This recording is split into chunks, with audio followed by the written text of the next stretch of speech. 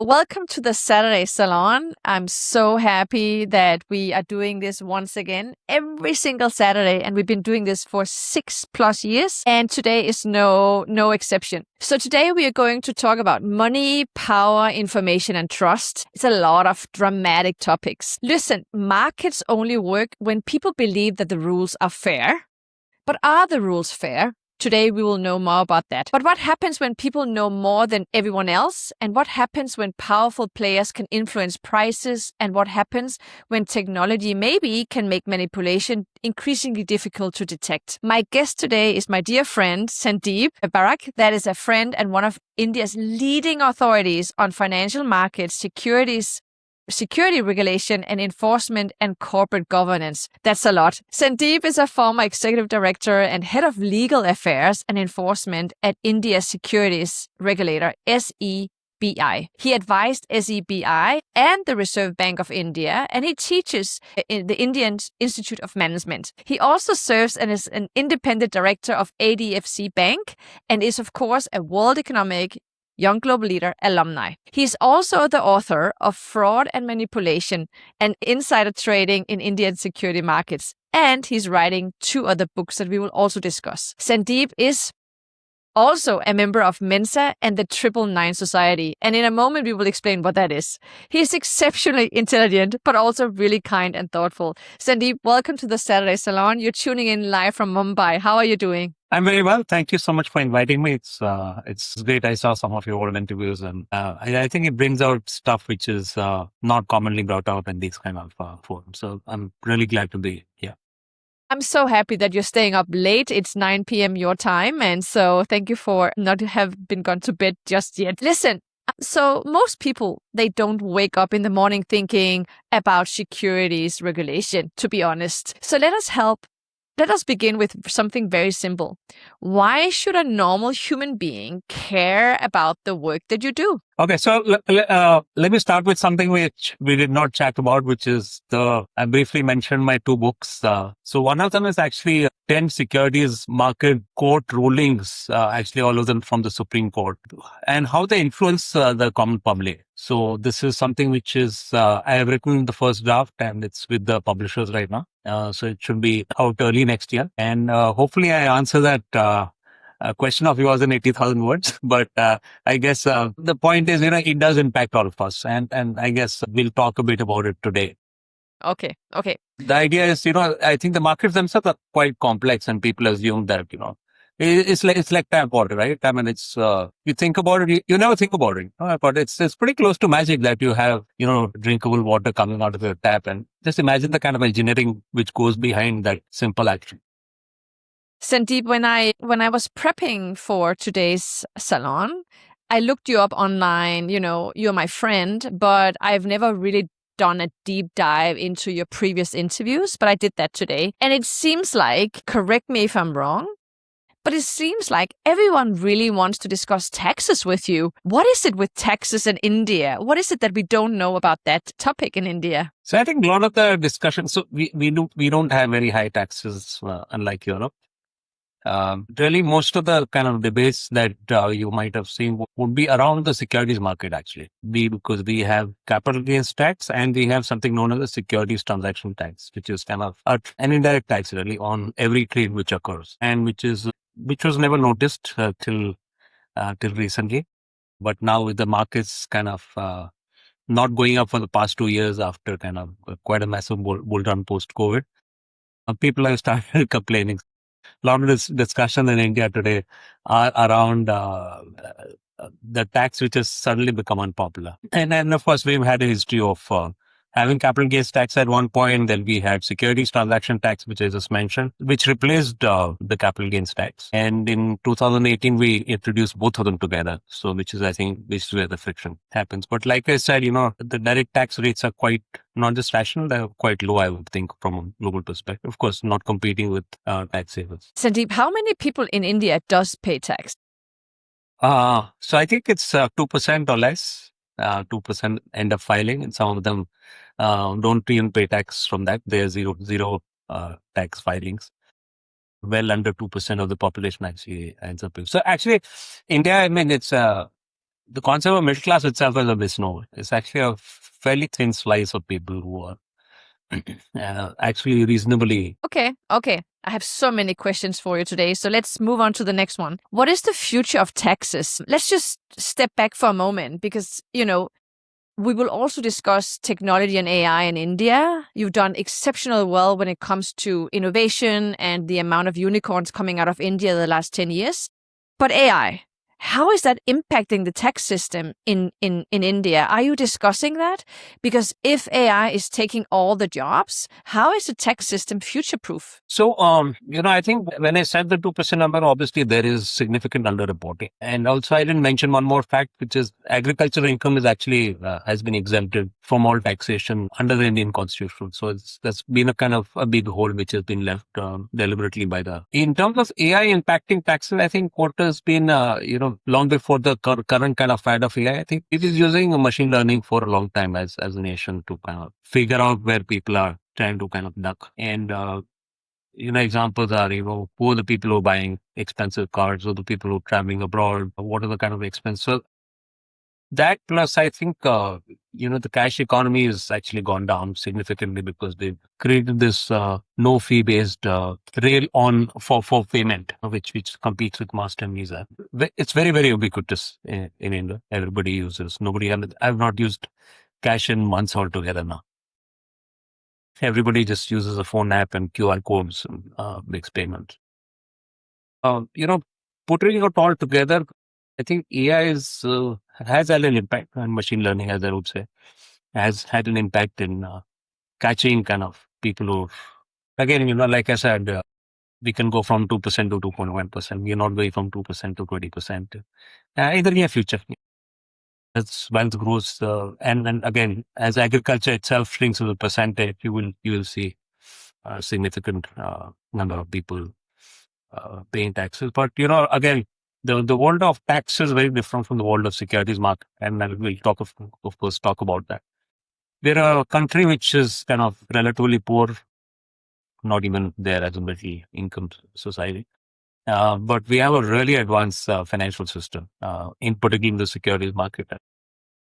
We will of course talk along as we kind of discuss the markets. Oh, so when financial markets are manipulated, let's just take that for a second. Who actually pays the price? Is it only the investors, or does it eventually affect like pensions, jobs, taxes, and the wider economy? So I think if you look at first order impact, I think, markets don't run on capital. They run on the belief that the trade is honest, and capital follows their beliefs. And when they think that market is rigged, people just leave. And of course, when you look at the markets, it's not just the markets. It's not kind of a self-fulfilling market. Funds and develops all your new ideas, their own innovations, all the VC stuff which is happening in the market, which is not trustworthy. They don't find an exit, and therefore you won't have investments at all. So I think just from the perspective of discussing my book on fraud, trading, I think really three threats to fairness is how I bucket it. One is unequal information. Second is concentrated power over prices. And third is technology outrunning detection. I mean, this is how I would categorize, types of fraud. And then again, another way to look at fraud would be, everything is a variant of three things really. One is lying about a company. It's like Enron, Satyam in India. Lie to the order book, which is, circular trading, spoofing, pump and dump schemes, basically forms of manipulation. Third is trading on stolen information. And as the securities lawyers call it, insider trading. So I think these are the three buckets I would put them into. Okay, that's very helpful. What is the one thing that happens inside financial markets that most people would be surprised to discover? What is like the magnitude of manipulation or fraud or miscommunication or information? Not everyone has the time to join earning calls and whatnot. Most people they have no clue, right? So what is the one thing that most people are surprised to discover? Also, whilst reading your book, of course, but what is the thing that people are most surprised about? So I think a bit of what I said initially, which is, the plumbing, which most people don't recognize, right? Every time you buy something with 100 rupees, you buy a share for 100 rupees. Enormous kind of plumbing which goes behind it to make sure that you get that one secured, whatever, 10 10 shares of a company for that for that payment, it's almost like magic. It's a bit like tap water. So the kind of risk management which goes behind it, the kind of the technology which ensures that all the kind of everything happens within a single day. The payment goes through the banking channels, securities get netted, settled, risk management occurs in the middle, and finally, the entire exchange happens in a single day. Uh, Look at another way, the law looks, there's an information ladder, right? So the controlling person and management typically have the kind of earliest access to information. And then you have the bankers, lawyers, auditors would be the second rung of this ladder of information, right? Then third layer would be the analysts and expert networks, which are looking at it. And then you have the large institutions which have superior access to information because they're looking at data from multiple angles. And finally, the retail. So no matter how you design regulations, this ladder will always exist. Regulation, it really compresses this ladder. It cannot flatten it. So obviously, management will always have superior information. Then the auditors and the lawyers and the bankers, then the analysts, then the institutional investor, and finally the retailers. So there will always be some level of unfairness in terms of parity of information. So I'm not sure I answered your question, but I guess No, that you is. did. Sir, I mean, basically, what you're saying is that we are often told that markets reward, intelligence, courage, and good judgment. But what you're also saying is that there's also something called privileged access, right? And it's very difficult to flatten that or, Yeah. So I get that. But Sandeep, are financial markets, are they mostly fair or are they simply fair enough for people to? So I think they're broadly fair is my sense. And again, I'm not saying it as a lawyer. I'm saying based on the statistical studies that we've had. And, this is a very famous book called A Random Walk Down Wall Street by a Princeton professor called Burton Malkiel. And he studied mutual fund returns across periods, across jurisdictions, over long periods of time. And the experts are never able to beat the market. So again, that's not proof that inside trading doesn't occur, but it's circumstantial evidence that markets work pretty well if experts can't beat it. Assuming that some of the experts are crooks as well, it's probably a good sign that information flow is reasonably controlled. And like I said, the ladder will exist. It's quite a compressed ladder. I will at least I would think that it's reasonably fair, and which is why the markets have. I'll give the example of Indian markets. Like again, we are one of the few markets which are the market cap is larger than the GDP.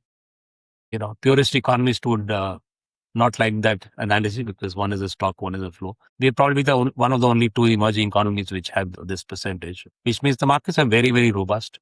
We have, despite that 2% tax number I gave you, we have a very robust trading, not just in the equity markets, but in the derivatives market, which is good and bad. We'll discuss that later. But we have a lot of pointers, and again, the idea is so long as the markets are fair, even if a lot of retail people lose money, that's okay. Sandeep, when people hear the words market manipulation, okay, they might imagine a criminal secretly changing numbers on a computer. But what does manipulation actually look like in real life? Can you explain that to me? So, manipulation begins with deception, right? It's creating a false appearance of supply, demand, or price. So it can be volume or price. And trading on, when you trade on that information that belongs to someone else, that's, again, if I have to compress it into a single sentence. Let me also tell you what manipulation is not, right? Because it's important that not every time there's non-palliative information doesn't make it manipulation. Trying to assemble public fragments into insights. It's called something known as the mosaic theory, right? There are institutional investors look at parking lot data, for example, right? To look at retail sales. This is not a public information, but they're able to kind of put research together to look at how retail investors are behaving. A lot of parking means a lot of demand for a particular kind of product. And therefore, break it into geographies and basically use superior research analysis. That's certainly not manipulation, even though that's not really strictly in public domain because they're putting it together with their superior research. That's certainly not manipulation. So I guess manipulation is basically moving price away from value. So it's something where you're doing something artificial. And at the heart of manipulation is deception. And deception, when I say deception, is basically going into your head, right? So did you have an intention to manipulate? Because, just because you do a large trade that moves the market doesn't make you a manipulator. It has to be some bad intent basically for a trade to be. Okay. I think that's what inspires me to the next question is you said intentions of manipulating. I don't know about you, but I follow a ton of influencers online, so-called experts, and they have opinions, they suggest things, they manipulate. Where's the line here about, where's the line? I'm not sure I fully understand where the legally... So you asked a simple question where it probably has a very complex and probably no answer at all. There's something which we are seeing in the last few years, really, right? So this kind of manipulation didn't exist a decade back. The easiest example to give is, 2021 when GameStop happened, right? So you had thousands of retail investors coordinating in the open. You had a manipulation doctrine assumes deception, but what happens when the pump is public and sincere, right? They all thought, trash was worth infinity, right? So no regulator has a clear answer to that. And it's an excellent question to throw back to the audience at some point, I guess. I certainly don't have an answer to would that be manipulation. Second, I think is again, something I'll give you a live example, which is deepfake videos, fabricated images. There's an AI generated picture of an explosion near the Pentagon, I think May of 2023. And so the order book was honest, but what the world was pricing was something completely fake. Some of it is actually, so again, there have been examples, again, post-COVID where people are joking. There are sarcastic posts and people took them as truth and started trading in a bizarre manner. So they were not manipulating at all. They're joking. Suddenly the joke became reality and the markets got completely. Third example would be, what is known as spoofing and layering. So large orders placed with no intention to trade, those kind of things, of course, happen all the time. But with the current kind of technology, it just explodes the volume which can be staged. We had a person called Davinder Sarao, who from his his parents' bedroom in London contributed to, this is, I think, this long back, of course, 2010. But because of this one young fellow trading from his parents' bedroom, the Dow fell 1,000 points a minute. Similarly, the high frequency trades which are occurring. So the nature of the game has changed a lot. What is manipulation? What is not? It's becoming harder and harder to assess. Sandeep, that's fascinating, especially this story about the AI generated photo also, right? How that can, because even though it's obvious a joke, but how people spend maybe 2-3 seconds looking at an image and then they don't have time to do some research and they might believe it and there you go, right? And also that a teenager can have such a huge impact from his parents' bedroom. Insane. That leads me to the next question. Why is insider trading, that's a different game, but also something that I'm interested in. Why is insider trading so difficult to uncover and prove? Now that we have technology, we have whistleblowers, we have all sorts of things in place, why is it so difficult to uncover and even prove? It's a great question because, insider trading actually leaves no corpse behind. Well-timed trade is indistinguishable from a lucky one. And we kind of, as securities lawyers, we handle these a lot. And I've seen many cases where somebody is caught up in insider trading case when I know they're not guilty because, this circumstance, right? I'll give you my own example. I stopped trading the equity markets completely. I will buy a mutual fund because, I'm talking to, let's say, somebody senior in the company and I'm giving an opinion of some random thing, like some materiality opinion or something like that. And 3 days later, the quarterly numbers come and they're really good. And I happen to have bought a few days before. The law will assume that I was chatting with the senior managing person about the quarterly numbers and I will have to disprove it. So it's an impossible standard, and it's very difficult to distinguish a well-timed trade from a lucky one. Cases are kind of assembled from circumstance, access to information, timing, atypical trade size, contact between parties. We've had a recent case, actually from my building only. We have a big building society where two people are friends, and there's this person traded on that.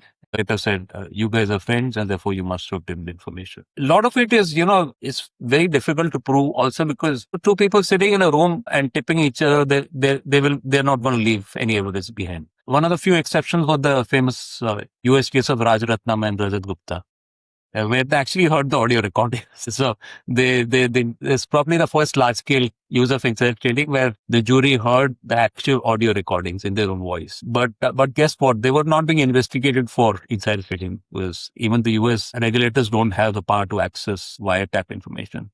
They were actually suspecting Rajaratnam was doing money laundering, which is why they managed to wiretap. But like I said, that's a rare exception. Normally there's no evidence. You just have to piece it all together, and proving what a person knew and when, with encrypted messages, layered offshore entities, when trades are calculated in microseconds,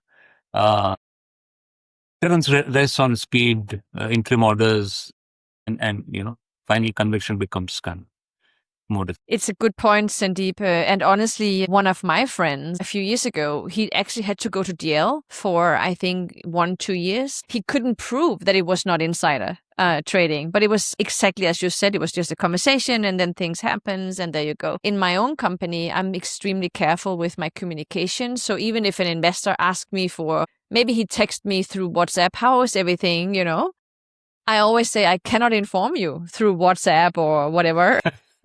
You have to wait for my investor update. But, it's very tempting just to take a glass of wine with your biggest investor and have a good time and just talk about things, right? But you cannot do that. You shouldn't do that. And it's so hard sometimes for investors to understand that they cannot have that direct access to you. Even though that I'm not public, the company has not been gone public yet. But the thing is, you have to build in, as you said, the pipes from the very beginning. As a CEO or an executive, just have some good hygiene rules for how you communicate about work. Do you agree overall? Yeah, so I think that's what I've actually, at least in India, that's what has happened, which is the regulator insists, they've asked all the companies to create these internal recording devices, not recording devices, but essentially creating a database of who are the people who actually have some of the, again, it cannot capture everything. Suppose anybody who has price sensitive information goes into a database about who had access to that, who did they share it with, did they share it with the auditors, lawyers, etc. And if SEBI wants to investigate a case, they will access this database, which makes it much easier for them to see. The wife has traded, they try to piece it together that, okay, on so-and-so date in this database, it shows that you had access. Within 3 days, your wife traded in this. So, this is looking suspicious. Can you explain? And then, of course, they'll all, like I said, they piece it together. It's not always a perfect piecing together, but that's how they often do it. So it makes the job much easier for the regulator to create these internal systems. Sandeep, I was thinking about going back and discuss a little bit more about India. Would that be okay with you? Yeah, of course. India has become one of the world's most important economies.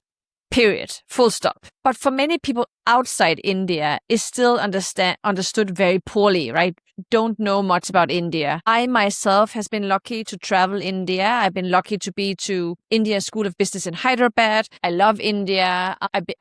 I'm well-traveled and I admire India for so many reasons, especially what you've done the last 10 years. The last decade has been incredible when it comes to entrepreneurship. And I'm saying that with the deepest respect out of Silicon Valley, where I normally live. What is it that Americans and Europeans maybe constantly misunderstand about India?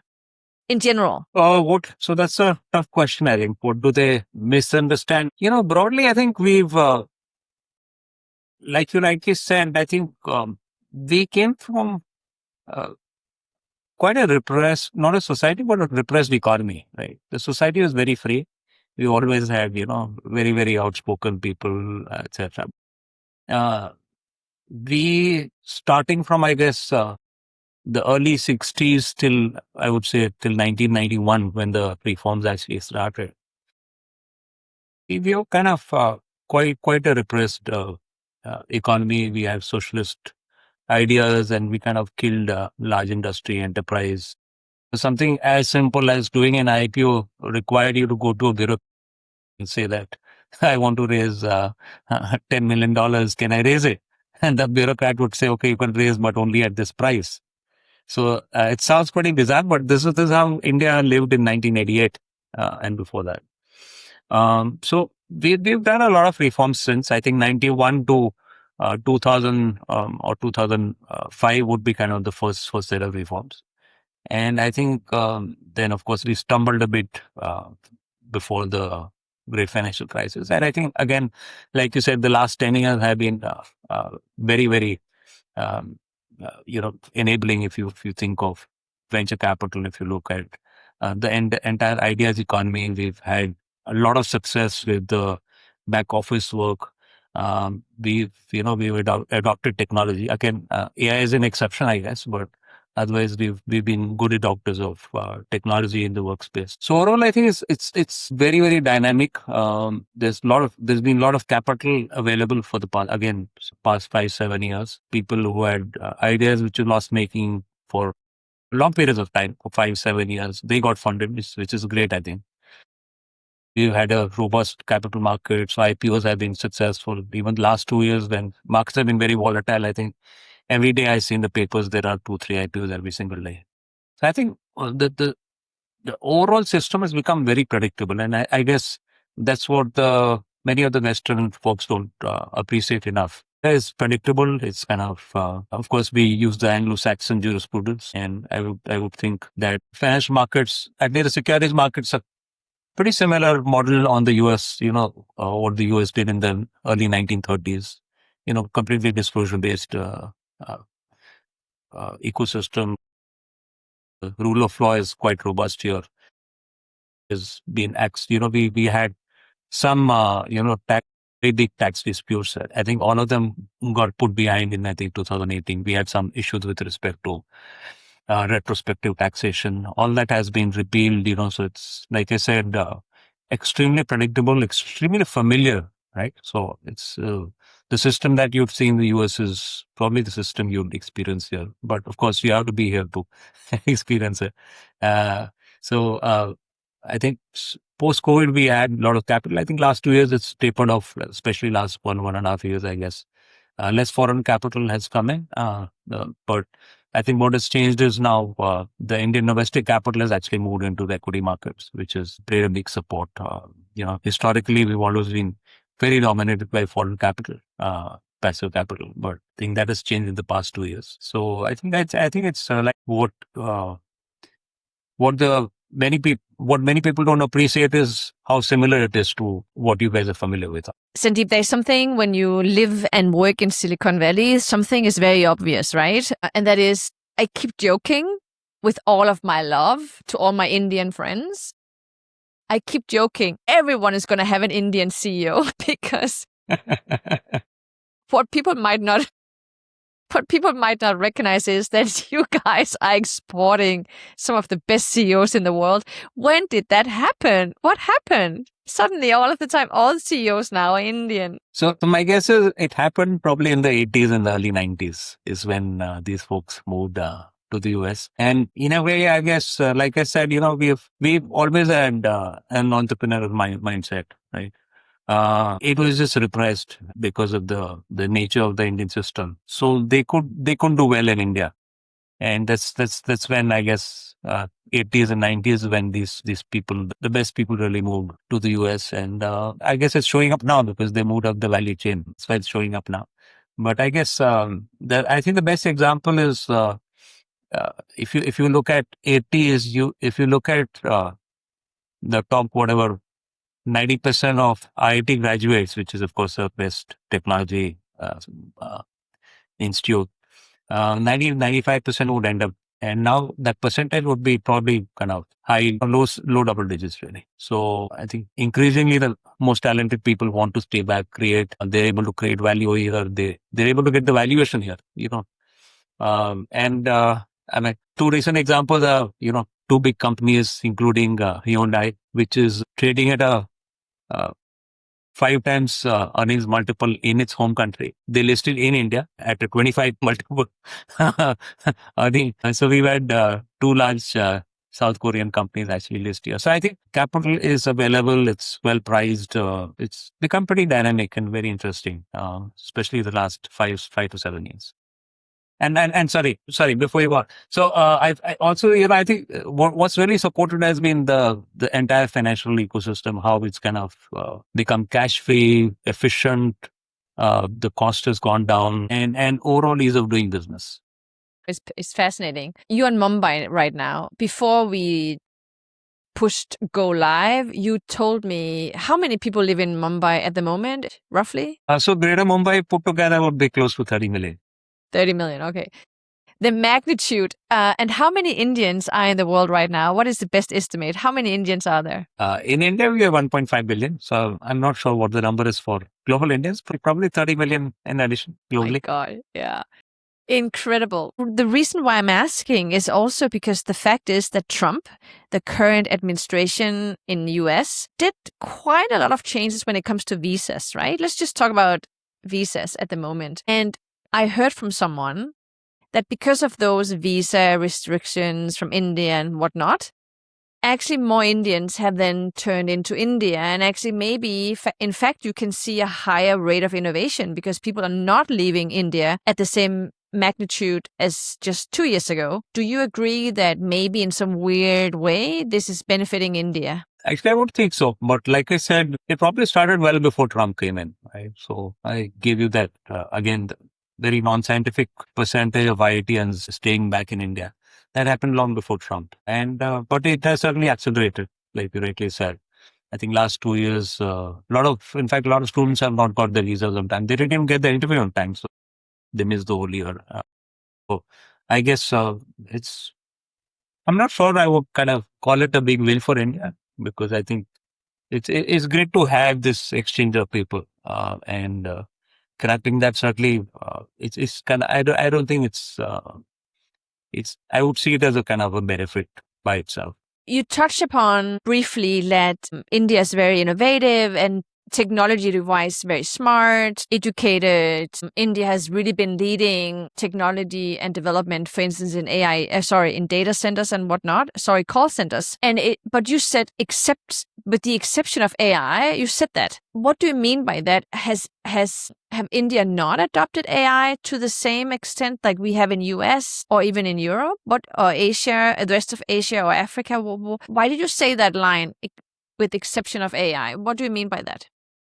So I think we're certainly adopters of AI, but in terms of creating that whole ecosystem, I think we missed the bus. But in the longer term, that may not be a bad thing. I'll come to that in a second.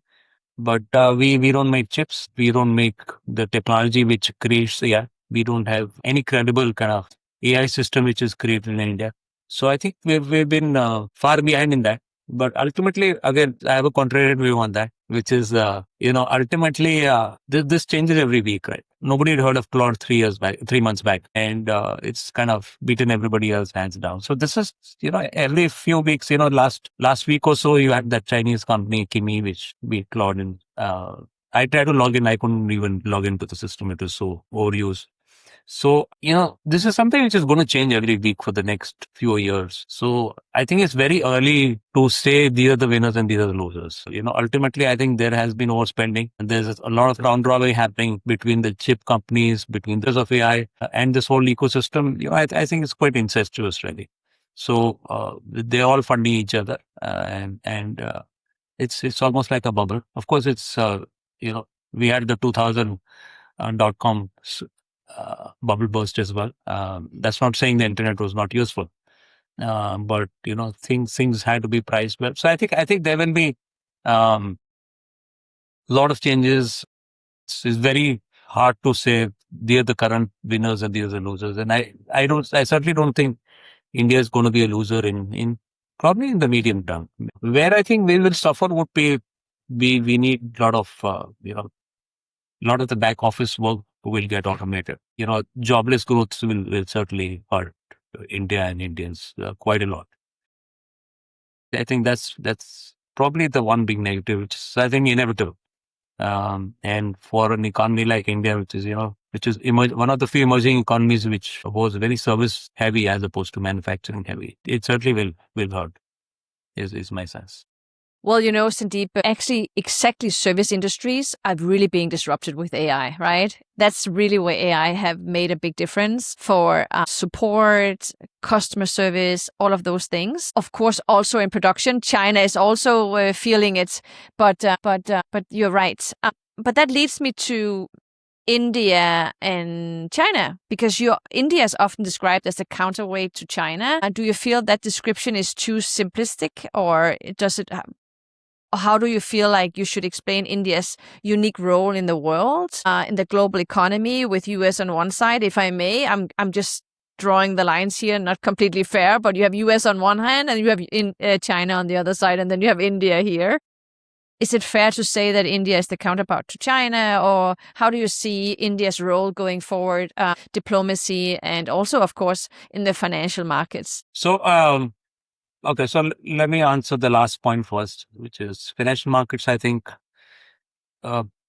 I think very, very trustworthy and very familiar, which is also important, right? So if you have just trustworthy, that's all good now. But our systems are very, very similar, even in design so which is why, if you look at the multiples of India versus China, we are nearly twice that multiple, even now, despite the corrections that we've seen over the past 2 years. So I think financial markets, it's always been a huge difference. India has always kind of been ahead. Again, it's a much larger economy. China is much, much larger. If you look at the financial markets, India is not that far behind. In terms of are we an alternate to China, I think it's happening, but probably in specific sectors, right? So something like auto manufacturing, India is quite robust, but I think last 2 years, China has kind of, especially for electric vehicles, it's left everybody far behind.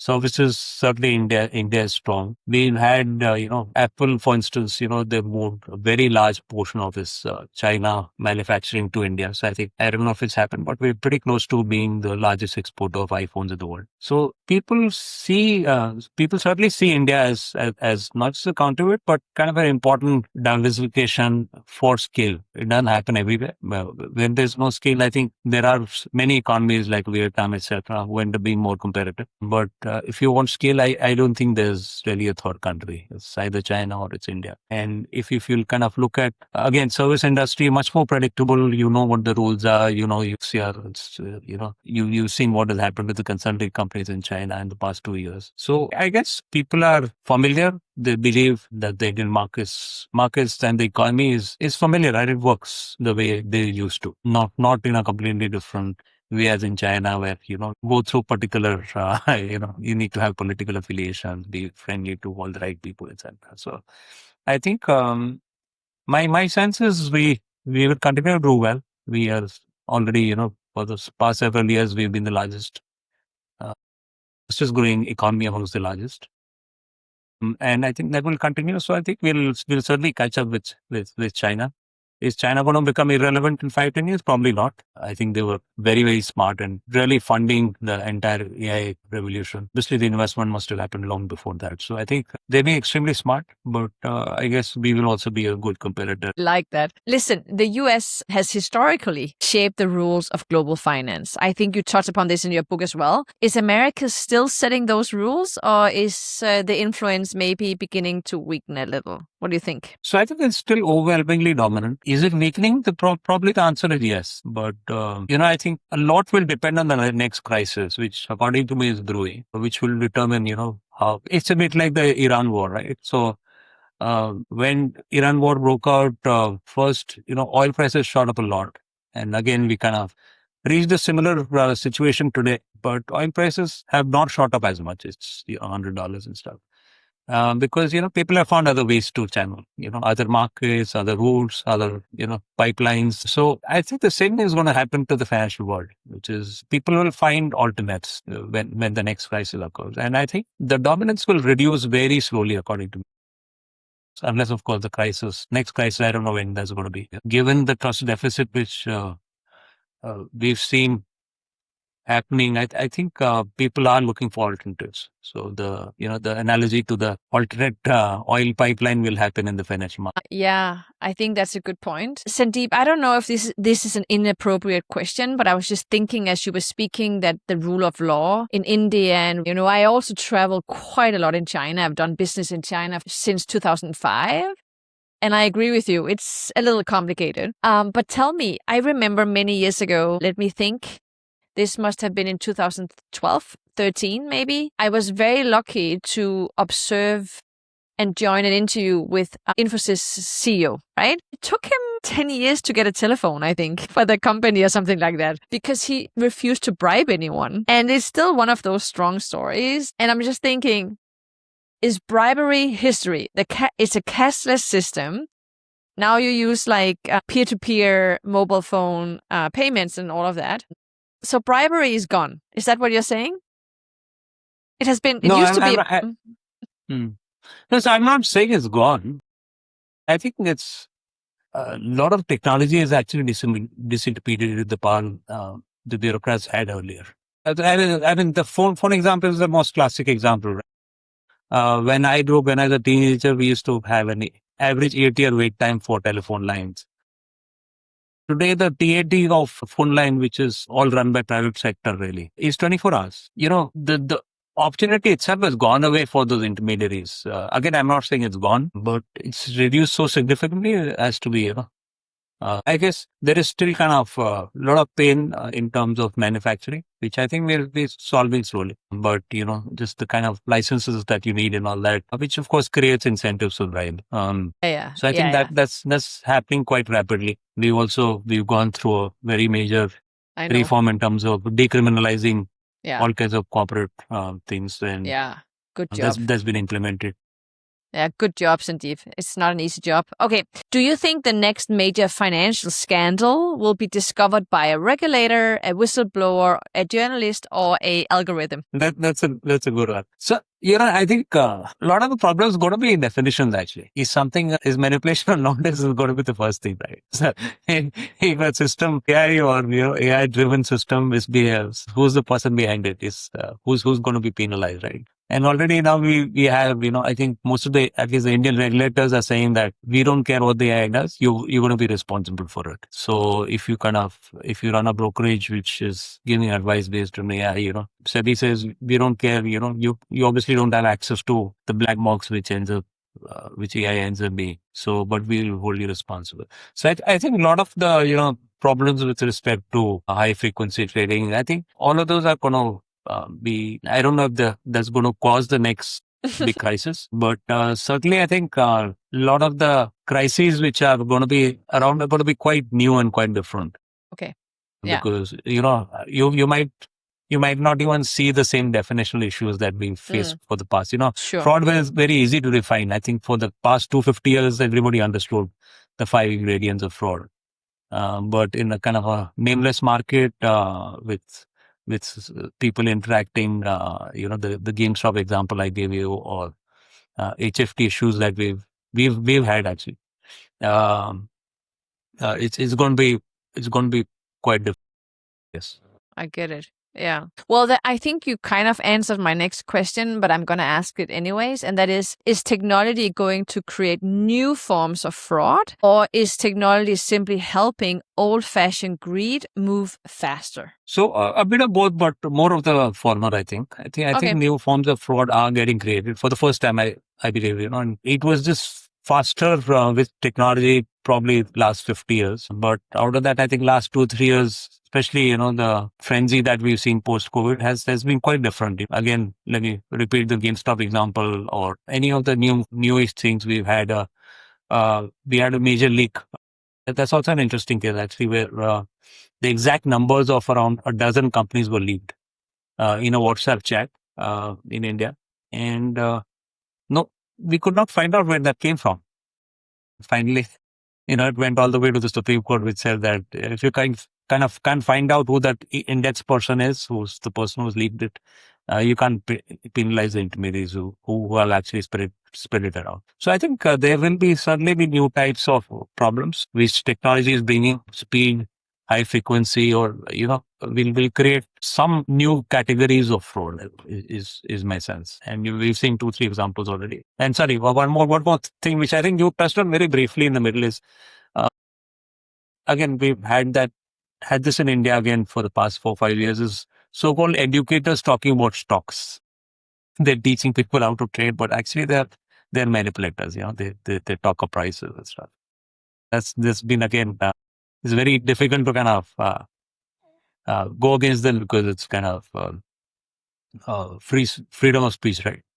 I'm only educating people, whereas so it's been a challenge for the Indian regulator to kind of separate education from financial manipulation. Well, actually, I wanted to talk to you briefly about you teaching, because I love the fact that even though that you're so busy, that you still take time to educate the next generation of leaders. I just want to thank you for that service. And I actually think it should be mandatory for all executives to pay back in terms of educating and teaching what we have learned ourselves to the next generation. What are you seeing and what are you hearing from the next generation of executives coming out now? Like, do they understand manipulation? Do they understand the responsibility? Do they really truly understand global markets and how it all works on a global scale with all that uncertainty that's happening and all of that? It's what you are working with, Sandeep, is the most, what I find, super complex systems and an overview and being able to detect details, but also understand future potential crises and trends and tendencies and political situations. It is just super complex. How on earth should a young person even start understanding this? And what is the fastest way to learn and stay updated so that this becomes a masterful craft? Because to be honest, if you are a company that is working, I think mostly international, I guess, or at least at that magnitude being pre-public, you really, really need to understand everything that you're writing about in your books. But how? So I think that's I kind of posed that question to myself, and that's probably the reason I'm doing this book on 10 rulings which impact. And I've written so that anybody who has kind of a high school education has access to how the system works. It's not just regulation, but it's not just court rulings and full of jargon. It tries to communicate why the plumbing, why the the issues that you don't see at all, why they're important for you. And I hope I'm able to achieve that in some measure, so that the next generation actually is they know what the issues are, because what you, like I said, it's like the tap of water. You really don't know how complex the system is to ensure that you get that drinkable water every single day, 24 hours. I think it's a lot of communication needs to be done. People don't understand or appreciate it enough. With the next one, I frankly appreciate what you just said, because you said if you have a high school degree or such, I will write so you can understand. I appreciate that, Sandeep. I appreciate that. Because half jokingly, right? Before interviewing today, I was pretty nervous because I don't even know the statistics of being as intelligent as you, but it's very, very small. I know you never talk about it. The fact that you are part of this network in Mensa that is dedicated to a handful of people. Being this intelligent, did it make your childhood harder? Like, were you super bored at school? How does one even survive being so intelligent and having so many people around you that are not as intelligent? I mean, that must be very frustrating. No, not at all. I survived for sure. So, on your previous question, I think I've been teaching for 24, 25 years now. I do a course on securities regulation. Yeah. What I find quite weird is how lawyers, litigation lawyers, love the jargon. They love the inaccessibility and opaqueness of law. It gives them that sense of superiority that, somebody doesn't know what an interim order is. Ha ha ha. Right. So I think that's kind of doing a lot of disservice. I think law should be able to communicate to people, the average person, because it impacts the average person. And I think I can certainly say most of my peers they're not able to go beyond, because I think they take it as a given, not because they try to hide anything. Is they believe the world of jargon, they believe the world of law is kind of different, and it should not be democratized as such. So I think I'm a big proponent for simplifying. The book we're discussing today itself is actually a technical legal treatise, but um, it's supposed at least half the book is accessible to anybody with a high school education, and that's the way I've written it. And the next one is going to be, of course, far more accessible. This one was meant really for lawyers, but the next one will be really for anybody with a high school education. I appreciate that so much. I know we're coming to the hour, but I want to ask you just one or two questions more as we are wrapping up. So you spent most of your life working and dealing with fraud, manipulation, and misconduct. How do you avoid becoming very cynical? I mean, I know you're so warm and funny and likable and all of that. But how do you avoid becoming cynical? Because you actually look into the worst of the worst cases and into the worst sins of human beings. How do you avoid becoming cynical and maybe per default not trusting people? That's a tough question to answer.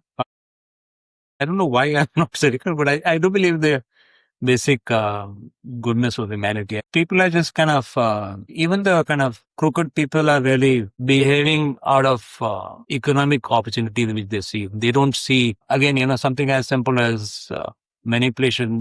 They just think it's an opportunity which is waiting to be exploited. I think they underappreciate, they believe it's a victimless fraud, really, right? And which is why, I think it goes with very low guilt compared to somebody, thrashing somebody up or murdering somebody. I think there's a lot more. There's a direct victim out there. Here, the victim is kind of invisible, and sometimes, the victim might be just millions of people, which seems like victimless, right? So you don't see the kind of bad actors that you see with the criminal law research in the financial markets. I think people are greedy, certainly, and they see opportunities which they want to exploit. And some of them obviously do get caught. And I believe in the adversarial system. So, as a lawyer, I defend them the best I can.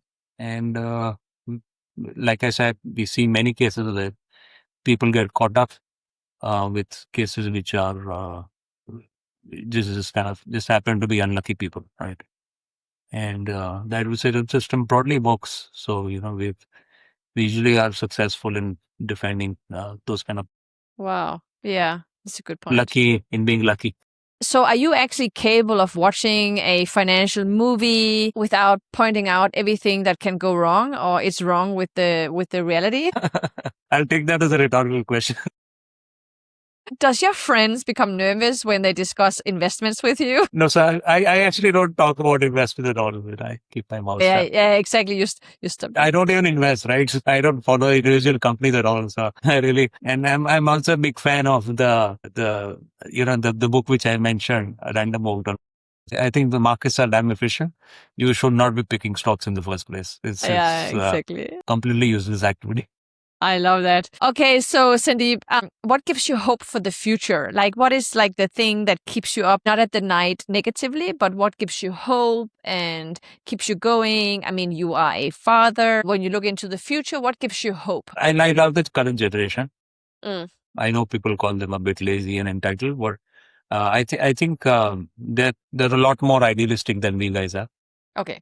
At least my gender would be slightly older than your gender, but I think it's a much more idealistic vision. I think they're going to see challenges which we have not even imagined with AI coming in. I'm quite hopeful in terms of their individual contribution, but when I advise my son, I am very very kind of cognizant of the challenge of AI, which is going to disrupt a lot of professions, including the league. They just had to be a lot more smarter in deciding what to do compared to, I guess, our generation professions didn't change so much, even over a whole generation. So yeah, good luck to all of them. But Yeah, good luck to them. tough challenges. Well, you and I, we are from that generation. If you became a lawyer, a doctor, an engineer, what did I miss? Yeah, doctor, engineer, lawyer. Then you were good, Oh, maybe engineer, if also like software engineer, then you were good, right? Those 4 professions, I guess, is every Indian mom and dad's wish. Now, I don't know, we'll have to see. It's hard to advise, but I think stay curious, right? No. Love the sense of learning, have a good judgment, be willing to keep learning, I think is the most important thing, right? And now you have access to a lot more information in terms of digestible information, right? With AI, I see that as a brilliant tool. Sure. It may not be good for employability, but I mean the people who are running today with any kind of intellectual work, you have access to a lot more easily digestible information if you want to digest, right? Mm-hmm. I see it as a good research tool. I mean, let's be honest, right? I dropped out of 7th grade. And before that, I was living in the streets. I was in foster care, all of that. With AI today, I have extreme advantages, right? That usually was hidden behind paywalls or expensive networks, or it wasn't affordable, right? So I think it's democratizing also knowledge. What you do with that is up to you, but you have a lot of opportunities as well. It's not all disadvantage. It's a disadvantage for many, but it's also a huge advantage for many. So, yeah. Totally agree. Okay, Sandeep. Except the numbers in the two are going to be different. So it's going to be, let's see. We don't know, but anyway, good luck to them. Yeah. Listen, Sandeep. Thank you so much. You really helped us understand that financial regulation is not only about laws or trading systems or institutions. It's ultimately about trust. And it's about whether people like me really have a fair chance, and that we need to understand the plumbing in our societies and also be curious and ask good questions. But it's also about what happens to our societies when the belief begins to disappear. It's very dangerous if that happens, so we have to be mindful of that. So thank you for joining the Saturday Salon and spending more than an hour with me and answering all these questions that I had for you with such interest and dignity and also very patiently, given I'm not an expert, but I have a huge interest in your topic, and I think your book is incredible. And I'm happily surprised to hear that you are publishing 2 new books. When can we start reading those books? When are they being launched? You said one of them is already in the final edits with your editor, so it's coming out when? So first of all, let me thank you for asking such meaningful, relevant questions. I've really enjoyed this. Did not expect it to go in so many different directions. So it's really wonderful to, lot of them are kind of new to think, right? So they're not obvious answers. So it's lovely to kind of think along with you, really, not give you answers. But the popular book which I'm talking about is written, but as I'm learning, legal treatise actually moved very fast. Right? By the time I'd finished writing the book, it just took 3 months for the first copy in my hand. But I believe, again, I'm talking to the mass market. They're much slower. They're saying earliest will be 2027. It will take a little bit of time. And of course, they will go through the editing, and which might take some time. So my guess is Jan or Feb of 27.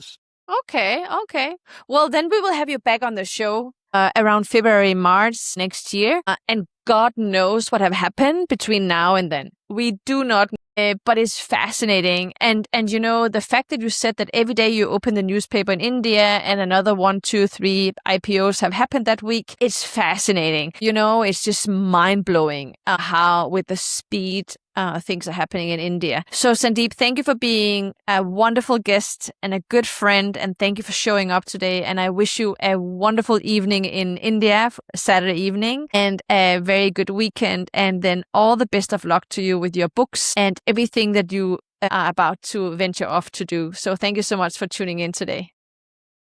Thank you so much for your very generous words, and thank you for having me on the show.